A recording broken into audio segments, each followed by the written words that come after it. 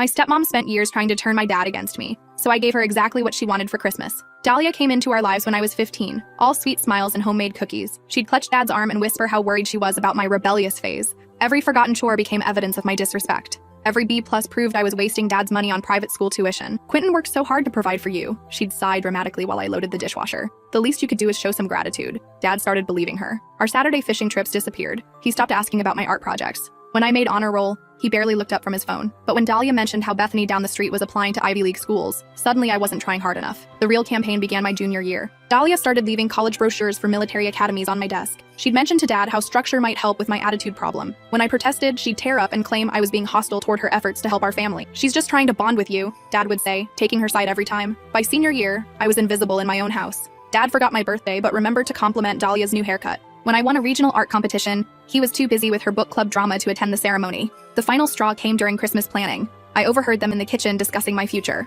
Military school would teach her discipline, Dahlia was saying. And with her gone, we could finally start our own family without all this teenage tension. Dad's response crushed me. "You're right. She needs structure I can't provide." That's when I decided to give Dahlia exactly what she'd been working toward for 3 years. I spent December carefully documenting everything. Hidden recordings of her bad-mouthing me to Dad, screenshots of her research into boarding schools, photos of her throwing away my college acceptance letters before Dad could see them. Christmas morning arrived. Dahlia had wrapped her usual passive-aggressive gifts for me. Self-help books about troubled teens and a journal for working through my issues. Then I handed her my gift. The flash drive contained everything, every manipulation, every lie, every moment she'd systematically destroyed my relationship with my father. "What is this?" she asked, her smile faltering. "Your Christmas wish," I said calmly. "You wanted Dad to see who I really am. Now he can see who you really are too." I'd already sent copies to his work email, his brother, and uploaded everything to a cloud drive. Dad's phone buzzed with the notification. His face went white as he watched the first video. Dahlia laughing with her sister about how easy it was to manipulate him. "This isn't what it looks like," Dahlia stammered. But Dad was already watching the next clip where she admitted she'd been sabotaging me from day one. Dahlia tried to grab his phone, but he pulled away. With each video, his expression grew darker. When he got to the recording about starting their own family, he set the phone down and stared at her. "Pack your things," he said quietly. "Get out of my house." She begged, cried, threatened. Nothing worked. As she dragged her suitcases to the car, I felt something I hadn't experienced in years. My father's hand on my shoulder. "I'm sorry," he whispered. "I'm so sorry." But as Dahlia drove away, she rolled down her window and smiled at me with pure hatred. "This isn't over," she mouthed. "That was 6 months ago. Last week I got a call from an unknown number. The voice was familiar, cold and calculating. 'You destroyed my life, Raven. Now I'm going to destroy yours. I know things about your precious daddy that would ruin him forever. Meet me tonight, or everyone learns the truth about why your mother really left.'" The line went dead before I could respond. I stared at my phone, heart hammering against my ribs. What could Dahlia possibly know about Mom? She died in a car accident when I was 12. Dad rarely talked about it, and when he did, his eyes would go distant and hollow. I tried calling Dad, but it went straight to voicemail. He was at some medical conference in Chicago until tomorrow night. Part of me wanted to wait for him to get back, to handle this together. But another part, the part that had learned to fight my own battles, knew I couldn't let Dahlia hold this over our heads. I texted back, "Where?" The response came immediately. "Riverside Park, Old Pavilion, 9 p.m., come alone." I had 3 hours to prepare. This time, I wasn't going in blind. First, I called my Uncle Trevor, Dad's younger brother who'd always been protective of me. He was a private investigator who'd helped expose Dahlia's lies 6 months ago. "She's threatening you?" His voice went sharp. "What exactly did she say?" I repeated the conversation word for word. Trevor was quiet for a long moment. "Raven, there's something you should know. Something your dad made me promise never to tell you." My stomach dropped. "What?" "Not over the phone. Meet me at my office in an hour. And Raven, don't go to that park alone." Uncle Trevor's office was in a converted warehouse downtown, all exposed brick and industrial lighting. When I arrived, he was pacing behind his desk, running hands through graying hair. "Sit down," he said gently. I perched on the edge of a leather chair, hands clenched in my lap. "Just tell me." Trevor pulled out a thick manila folder. "Your mother didn't die in a car accident." The world tilted. "What?" "She left, Raven, when you were 12. Your dad was devastated, but he couldn't bring himself to tell you the truth. So we staged it, made it look like an accident. I felt like I was drowning." "You're lying." "I wish I was." He opened the folder, revealing photos, documents, official-looking papers. "She remarried and moved to Oregon. Has a whole new family now." I stared at a surveillance photo of a woman who looked exactly like my mother, standing next to a man I'd never seen, her arm around a little girl with pigtails. The timestamp showed it was taken just 2 years ago. "She's alive." It came out as a whisper. Very much alive. And apparently Dahlia somehow found out. The pieces clicked together with sickening clarity. She's going to tell everyone Dad lied about Mom being dead, that he's been lying to me for 7 years. Trevor nodded grimly. It would destroy his reputation, his practice, everything he's built. And worse, it would destroy me, I finished. Finding out my mother chose to abandon me and never looked back. The betrayal cut deeper than anything Dahlia had done before. Not just her using this against us, but Dad lying to me for 7 years, making me grieve a mother who was out there living her best life with a replacement family. "Why?" I asked. "Why did she leave?" Trevor's expression grew even more pained. "Your parents' marriage was Complicated. Your mom struggled with depression after you were born. She felt trapped, overwhelmed. Your dad was working 18-hour days building his practice. They grew apart, so she just ran away? She tried to take you with her at first, but your dad fought for custody. The court battle was ugly. She eventually gave up her parental rights in exchange for a clean break. No alimony, no contact, no looking back. I felt numb, empty, like someone had scooped out my insides with a spoon. She signed away her rights to me. She thought it would be better for everyone, less confusing for you. Better? I laughed, but it came out broken. She let me think she was dead rather than fight for me. Trevor leaned forward. Your dad was protecting you from that pain. He thought if you believed she'd died, you wouldn't feel abandoned. Well, that backfired spectacularly. I stood up, legs shaky. How long have you known Dahlia found out? She contacted me 3 weeks ago. Tried to hire me to find more dirt on your family. When I refused, she said she already had enough to destroy your father. I should have warned Quentin then. I checked my phone. 2 hours until I had to meet Dahlia. What does she want? Money, probably. Or she wants your dad back. Some people can't handle being exposed for what they are. I stared at the photos of my mother's new life. The little girl looked about 7. Not much younger than I'd been when Mom supposedly died. Had she learned to ride a bike? Did she make her pancakes shaped like animals the way she used to for me? I need copies of everything, I said. Raven, you can't go to that park. This woman is dangerous. She's about to blackmail my family with information that could destroy us. I'm not hiding from her anymore. Trevor sighed, recognizing the stubborn set to my jaw that I'd inherited from Dad. Then at least let me back you up. I'll stay hidden, but I'll be there. I thought about it. Having backup was smart, but Dahlia would be watching for exactly that. No, if she sees you, she'll bolt and we'll never know what else she has planned. But I want you to track my phone. If something goes wrong, I'll call the cavalry, Trevor promised. He handed me a small device. Audio recorder. Get her to admit what she's doing. If we're lucky, we can turn this around on her. The drive to Riverside Park felt like a funeral procession. I kept thinking about the woman in those photos, my mother, living her second life while I grew up believing she was buried in Oakwood Cemetery. I'd visited her grave every year on her birthday, leaving flowers and telling her about my life. Talking to a headstone while she was probably helping her new daughter with homework 3 states away. The old pavilion sat on a hill overlooking the river, surrounded by oak trees that filtered the moonlight into dancing shadows. I arrived 15 minutes early and parked where I could watch the approaches. The recorder was tucked into my jacket pocket, already running. At exactly 9 o'clock, headlights swept across the parking area. Dahlia's silver Mercedes, she'd upgraded since leaving our house. She stepped out wearing designer jeans and a cashmere coat, looking like she was headed to brunch instead of a clandestine meeting. She walked up the path to the pavilion with casual confidence,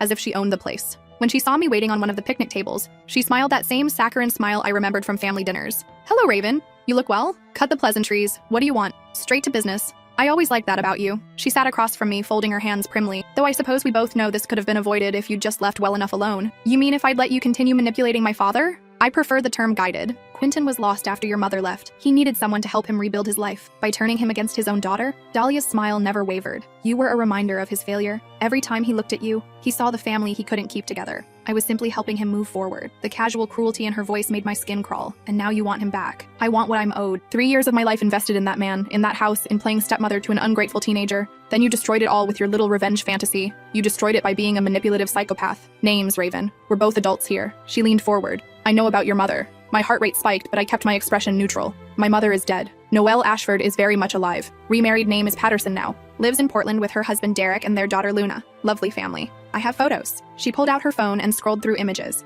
My mother at a school play, at a grocery store, laughing at some restaurant with her new family. Each one felt like a knife between my ribs. How did you find her? It wasn't difficult once I knew what to look for. Your father was never good at covering his tracks. A few strategic searches, some well-placed bribes to courthouse clerks. The truth has a way of surfacing. What do you want? $200,000. And Quentin back. I almost laughed. You think he'd take you back after what you did? Men forgive many things when they're properly motivated, especially when the alternative is having their deepest secret exposed to the world. Dad doesn't have that kind of money. His practice is worth over $1 million. His house is paid off. He can find the money. Her eyes glittered in the moonlight. Or I can call every news station in the city and tell them about the prominent doctor who faked his wife's death to avoid a messy custody battle. About the daughter who doesn't know her mother abandoned her for a better family. The words hit like physical blows. This was worse than I'd imagined. She wasn't just threatening Dad's reputation, she was threatening to shatter what was left of my world. You have 48 hours, Dahlia continued. Transfer the money to the account I'll text you. Convince Quentin to take me back, or everyone learns the truth about the perfect little family that's built on lies. She stood to leave, but I wasn't done. Wait. I pulled out my phone and showed her something that made her face go white. Before you go,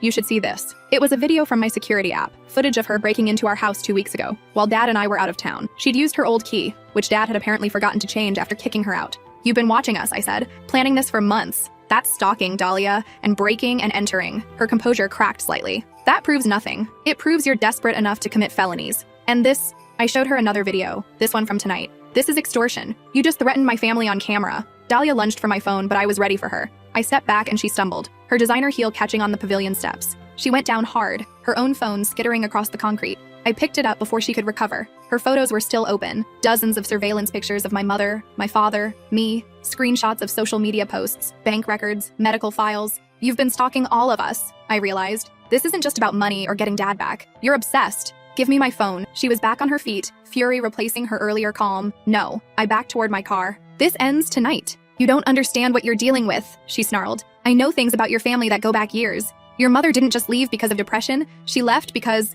what? But Dahlia clamped her mouth shut, realizing she'd almost revealed too much. 48 hours, Raven, or I destroy everything your father has worked for. She limped back to her car, one heel broken. As she drove away, I uploaded everything to the cloud. The security footage, the recordings from tonight, the photos from her phone. Whatever game she was playing, I wasn't letting her win. I called Uncle Trevor on the drive home. I got it all, I told him. She's not just blackmailing us. She's been stalking the whole family for months. Breaking into the house, following Dad to work, researching Mom's new life. That's enough for a restraining order. Probably enough for criminal charges. There's more. She started to say something about why Mom really left, then stopped herself. Trevor, what aren't you telling me? Silence stretched across the line. Finally, he sighed. Come to my office tomorrow morning, early. There are things about your mother's departure that I haven't told you. Things that might explain why Dahlia thinks she has leverage. Tell me now, not over the phone. And Raven, don't go home tonight. Get a hotel room. If Dahlia is as unhinged as she sounds, she might escalate. He was right. The woman I'd just confronted wasn't the same calculated manipulator who'd slowly poisoned Dad against me. This Dahlia was desperate, dangerous, and clearly unraveling. I checked into a Holiday Inn downtown and spent the night staring at the ceiling, wondering what other lies my life was built on. At some point, I must have dozed off because I was awakened by pounding on my door. Raven, open up.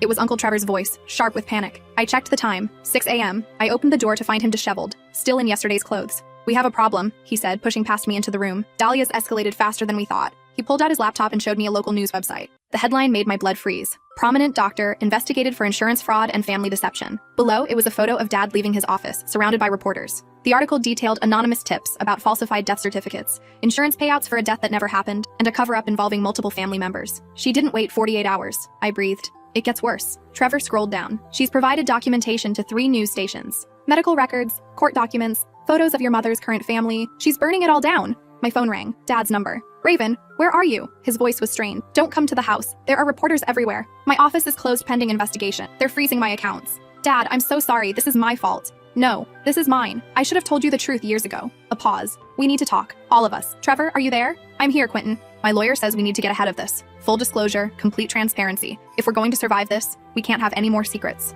We met at Trevor's office an hour later. Dad looked like he'd aged 10 years overnight. Dark circles under his eyes, stubble on his usually clean-shaven face, shoulders slumped with defeat. The medical board is reviewing my license, he said without preamble. The insurance company is investigating potential fraud, and the district attorney's office has questions about falsified documents. But you didn't falsify anything, I protested. Mom really left. The death certificate was modified, Trevor admitted. We changed the circumstances to show an accident instead of abandonment. Technically, that's falsification of official records. I stared at both of them. You committed actual crimes to protect me from the truth? We thought we were protecting you, Dad said quietly. I was wrong. Tell me everything, right now. No more lies, no more protection. What really happened when Mom left? Dad and Trevor exchanged a look that spoke of years of shared secrets. Your mother was having an affair, Dad finally said, with my best friend and business partner, Nathan Reeves. They'd been seeing each other for over a year before I found out. The betrayal hit me like a physical blow. Not just that Mom had cheated, but that Dad's closest friend had stabbed him in the back. Nathan was married too, Trevor added. When it all came out, it destroyed both families, both marriages. Mom left with him? No. Dad's voice was hollow.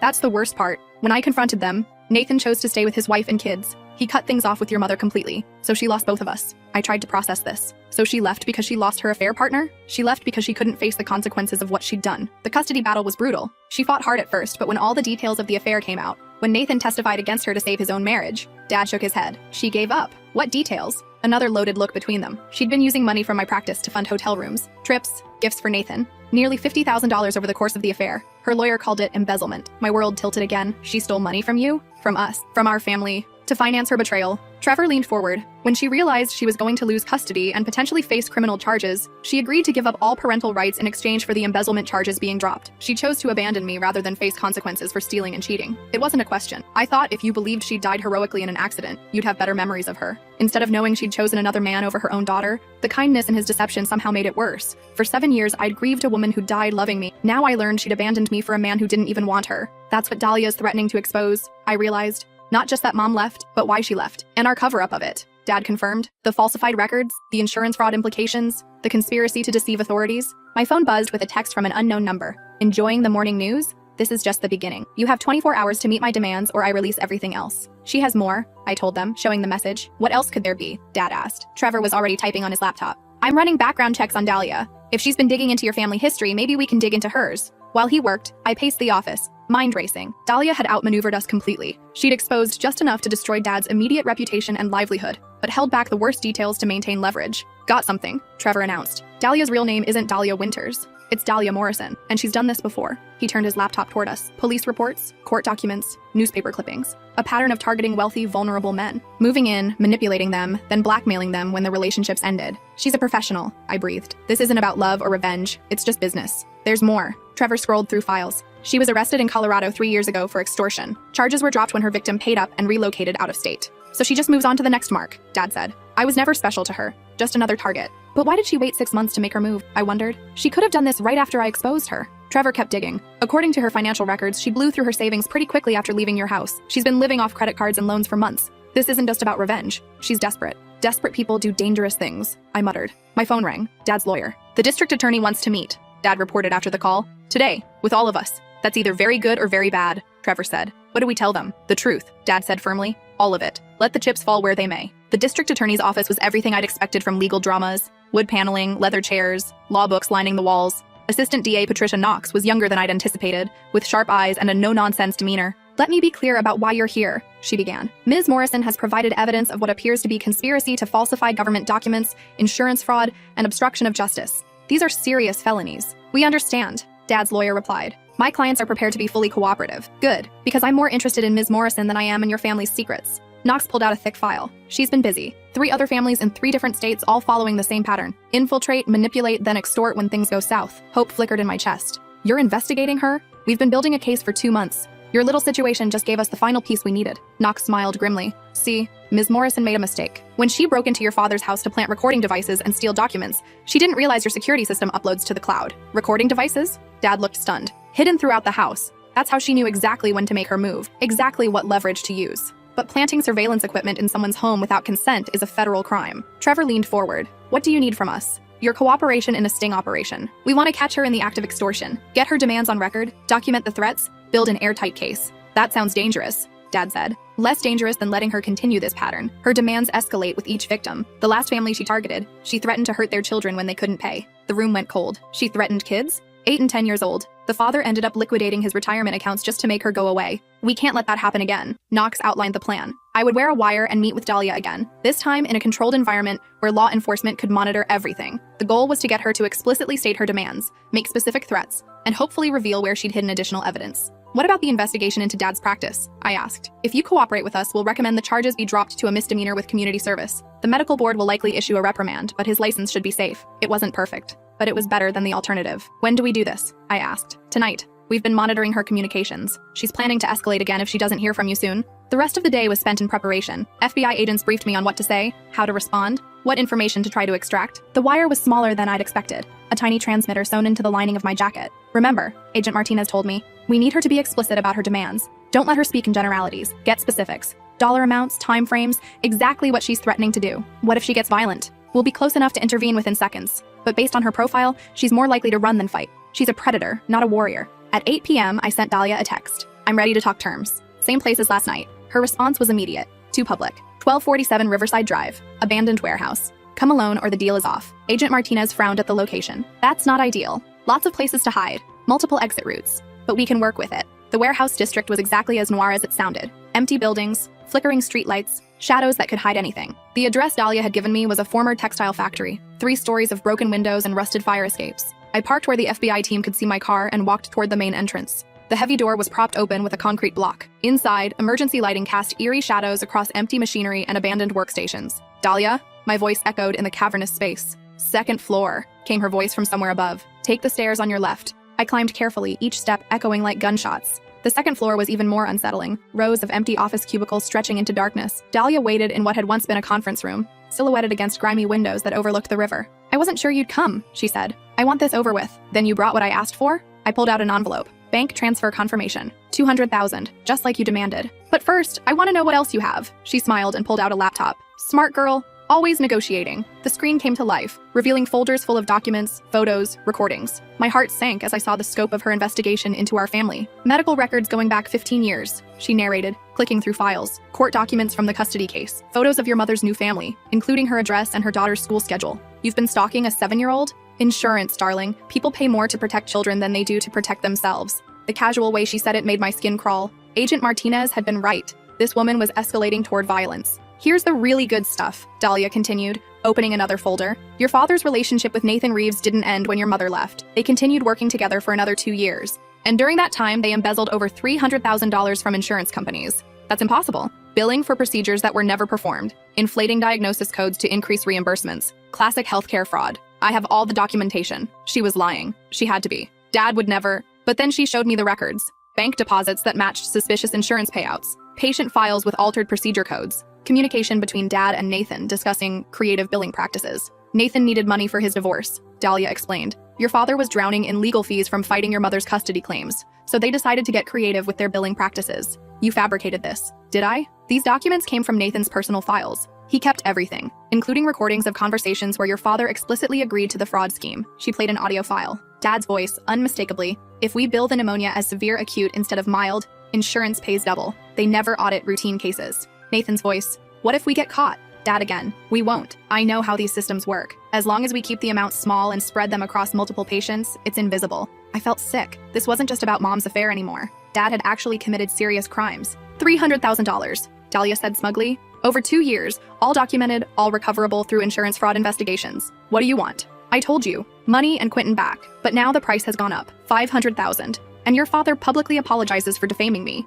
takes me back, and marries me within 6 months. That's insane. That's the cost of keeping his medical license. That's the cost of keeping him out of federal prison. That's the cost of keeping your mother's new family safe from media attention. The threat was implicit but clear. If we didn't comply, she'd destroy everyone. Dad, me, even Mom's innocent new family. I need time to think. You have until midnight. After that, I start making phone calls. Insurance fraud investigators, medical licensing boards, reporters, your mother's neighbors. Everyone learns everything. I started to leave, but she called after me. Oh, and Raven, I know you're wearing a wire. My blood turned to ice. What? Did you really think I was stupid? I've been monitoring police communications all day. I know about your little sting operation. She pulled out her phone and started typing. Right now, I'm sending copies of all this evidence to 3 news stations, the FBI field office, and a few insurance investigators. Your cooperation with law enforcement just guaranteed that everything goes public. I ran for the stairs, but it was too late. She was already uploading files, already sending the messages that would destroy everything. Behind me, I heard her laughing. You played right into my hands, she called. Now everyone burns. I burst out of the warehouse to find Agent Martinez and his team converging on the building. She knows about the wire,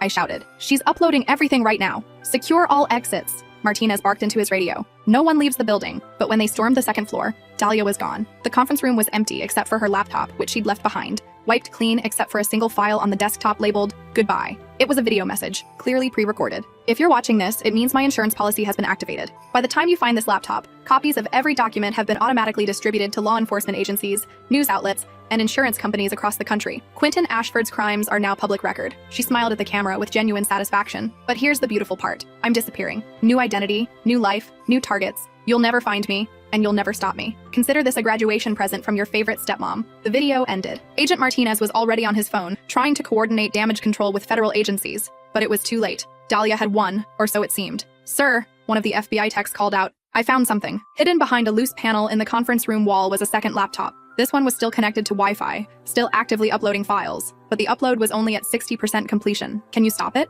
Martinez asked. Maybe. If I can break the encryption fast enough. The tech's fingers flew over the keyboard. Time crawled as we watched the upload percentage climb. 70%, 75, 80. Got it, the tech announced. Upload terminated. Most of the files never made it out. How much did she manage to send? Maybe 30%? The insurance fraud documentation, some of the family records, but not the medical files, not the custody case details, not the surveillance photos of the mother's new family. It wasn't a complete victory, but it was something. Over the next 48 hours, the situation unfolded in ways none of us had anticipated. The insurance fraud allegations triggered an FBI investigation, but the evidence was so fragmentary that they couldn't build a solid case. Dad's lawyer negotiated a settlement. He would pay back $50,000 and accept a temporary suspension of his medical license, but avoid criminal charges. The media coverage was intense, but brief. Without the full documentation Dahlia had promised them, reporters quickly moved on to other stories. Dad's reputation was damaged, but not destroyed. The most surprising development came from an unexpected source, Nathan Reeves. He showed up at Trevor's office 3 days after the warehouse incident, looking like a man who hadn't slept in weeks. "I need to tell you something," he said without preamble, "about the insurance fraud allegations." Dad tensed.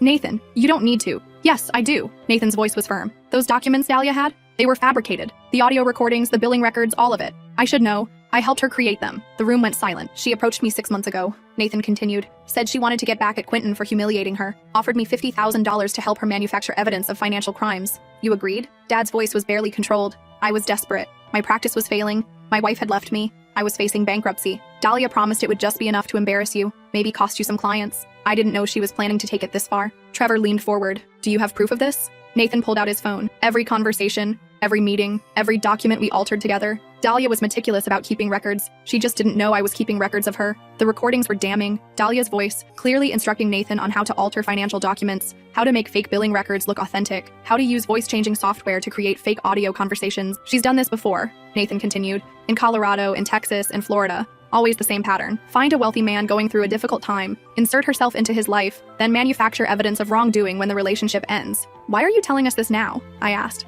"Because she threatened my kids." Nathan's voice broke. "My ex-wife called me yesterday. Someone had been watching my children's school, taking photos. Dahlia sent her copies with a note saying, 'Accidents happen to families who don't cooperate.' Agent Martinez had been right. Dahlia was escalating toward violence. 'We need to find her,' Martinez said when we briefed him on Nathan's evidence. 'She's too dangerous to leave out there.' But finding someone who'd made a career of disappearing wasn't easy. Dahlia Morrison had vanished as completely as she'd appeared, leaving behind only a trail of damaged families and fabricated evidence. The break came from an unexpected source. Trevor's background search had flagged something unusual. A storage unit rented under the name D. Winters at a facility across town. The rental agreement had been prepaid for 6 months, starting right after Dahlia left our house. We obtained a warrant and opened the unit to find Dahlia's real operation. File cabinets full of research on potential targets, surveillance equipment, computers with fake documents ready to be deployed, and most importantly, detailed notes on her next planned mark, a recently divorced tech entrepreneur in Seattle. Agent Martinez coordinated with Seattle field office. They intercepted Dahlia at SeaTac Airport, trying to board a flight to Vancouver under a false identity. She was carrying multiple fake IDs, $50,000 in cash,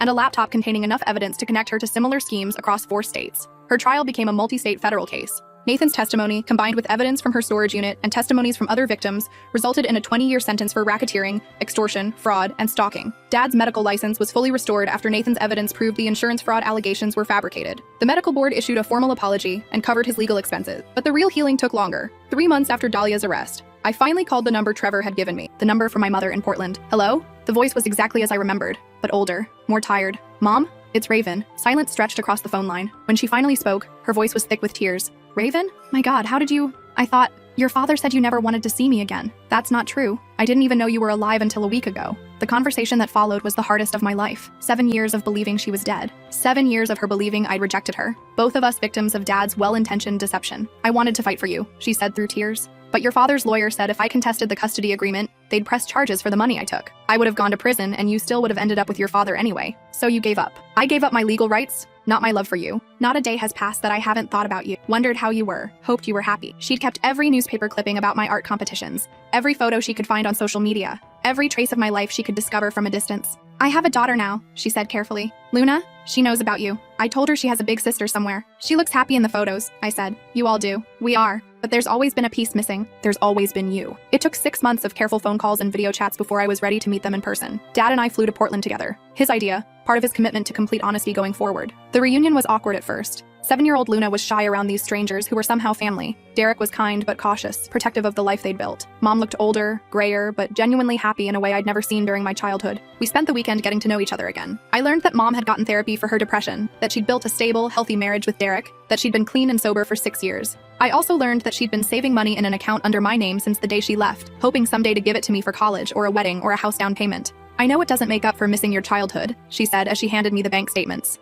"But I wanted you to know I never stopped caring for you." It was over $100,000. Money she'd scraped together working as a teacher, a job she'd taken because it reminded her of the daughter she'd lost. Dad and Mom even had a conversation, the first in 7 years. They apologized to each other for the pain they'd caused, the lies they'd told, the damage they'd done to our family. It wasn't forgiveness exactly, but it was closure. On the flight home, Dad asked if I was planning to move to Portland to be closer to Mom. "No," I said. "My life is here. but I'm glad to have her back in it. Even after everything, the affair, the abandonment, the lies, I thought about it. People aren't just their worst moments. Mom made terrible choices, but she also tried to protect me from the consequences. You made terrible choices too, but you were trying to protect me as well. Sometimes love looks like lies, and sometimes the kindest thing you can do is tell the truth, even when it hurts. A year later, I was accepted to art school on a full scholarship. My application essay was about the complex nature of family, about how love and betrayal can coexist, about how sometimes the stories we tell ourselves are more important than the facts we refuse to face. Dahlia's case had made national news as part of a larger investigation into romance fraud. Her arrest had led to the identification of dozens of other victims across the country. I testified at her sentencing hearing,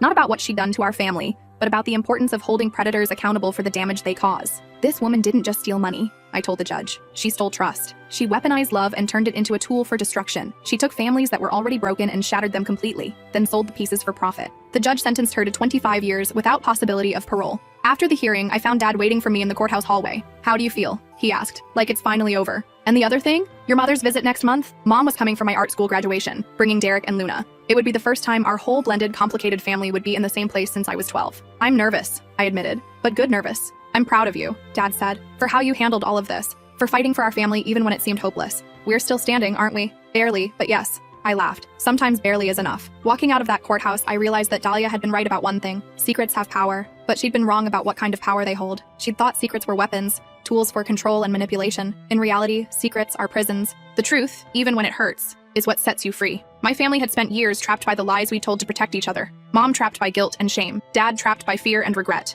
Me trapped by grief for a woman who wasn't actually dead. But facing the truth, all of it, the ugly parts and the complicated parts, and the parts that didn't fit neatly into victim and villain categories, had freed us all. We weren't the perfect family we'd pretended to be, but we were real. And sometimes, real is better than perfect. At graduation, I gave a speech about second chances and the courage it takes to rebuild something that's been broken. Looking out at the audience, I saw Dad beaming with pride, Mom wiping away tears, and little Luna holding a handmade sign that said, "Congratulations, big sister," in rainbow letters. We took photos afterward, awkward, wonderful photos of a family that shouldn't work, but somehow does. Photos that will sit on mantles and in scrapbooks. Evidence that love can survive almost anything if you're willing to fight for it. That night, at the graduation party, someone asked me if I'd forgiven Dahlia for what she'd done to us. I thought about it for a long time before answering. Forgiveness implies that what she did was personal, I finally said. But it wasn't. We were just marks to her, random targets in a larger scheme. Forgiving her would be like forgiving a hurricane for being destructive. It misses the point. Then what's the point? The point is that she lost. She tried to destroy us, but we wouldn't stay destroyed. She tried to turn our love into a weapon against us, but love is stronger than hate, always. Even after everything you've been through, I looked across the room at my complicated, imperfect, beautifully real family, especially after everything we've been through. 5 years later, I own a successful art therapy practice. I work primarily with families who've experienced trauma, helping them rebuild trust and communication through creative expression. Mom and I talk every week. Luna visits every summer and calls me her favorite sister. She's an only child, so I win by default. Dad remarried last year, a wonderful woman named Claire who knew our whole story before their first date, and loved us anyway. At their wedding, Mom and Derek were in attendance, and Luna was the flower girl. I never saw Dahlia again after her sentencing, but I think about her sometimes. Not with anger or fear, but with something closer to pity. She'd spent her life taking love and turning it into currency, but she'd never learned what it actually felt like to be loved unconditionally. In the end, that's what saved us. Not revenge, not justice, not even the truth. It was love, messy, complicated, imperfect love that refused to give up even when it should have. Sometimes people ask me if I regret exposing Dahlia that Christmas morning, if I wish I'd handled things differently. The answer is always no. Because that day, I gave her exactly what she wanted, the chance to show everyone who she really was. And in the end, that's all any of us can do. Show up as ourselves, tell our truth, and hope that love wins. It doesn't always win, but in our case, it did, and that's enough.